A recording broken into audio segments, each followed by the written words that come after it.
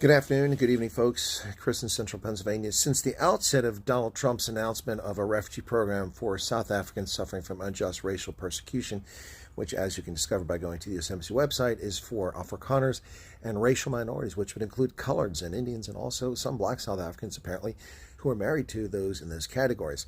Anyway, ever since his announcement on the 7th of February, I've cautioned people from the very beginning that this program would tear families apart.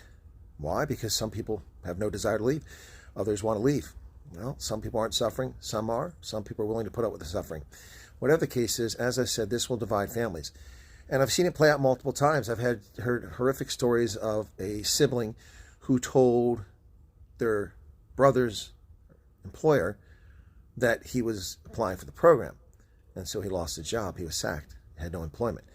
Now, that person, to my knowledge, hasn't arrived in the States yet, but they lost their job about 7 months ago. Unbelievable. Horrific. I don't know labor law in South Africa. I don't know if that's a criminal act by firing someone for that basis. Maybe it's perfectly legal. But I also understand the employer's perspective is that they don't know if you're leaving, when you're leaving, and it kind of puts them in uncertainty. And if they want to take care of their business long term, they need to have somebody that's employable. So it's understandable. So once again, as I've said from the very beginning with this whole program, for a lot of reasons, because of criminal activity, because of vindictive family and neighbors, because of the potential for harm to you by bad actors, operational security is paramount. If you are applying for the refugee program to come to America, you need to keep your yap shut unless you absolutely have to tell somebody. Don't tell people. I've got yet another sad story of someone relating to me. They're running out of money. They haven't heard anything back from USRAP, from USCIS. No one's talked to them. They don't know. They're selling off things as little as they can, much as they can right now, but lost their job because their employer found out. How their employer found out, I don't know. People have a lot of big mouths. It's morally irresponsible for people to talk about other people's business, particularly when it's life-altering like this.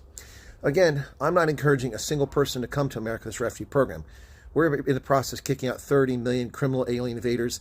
We're probably going to kick out most of 2.4 million fraudulent asylum seekers and also temporary protected status, and getting rid of people who've defrauded the government by coming here and immigrating here and lying on green card applications and such. So we're in the process of removing a lot of people who have no business in this country. And refugees are welcome here as long as they meet the standards. And if you are one of those people, you want to apply for the program, that's your prerogative. I'm not encouraging you to. I'm not discouraging you. I'm just here to give you honest, lucid, cogent, predictive, and accurate analysis.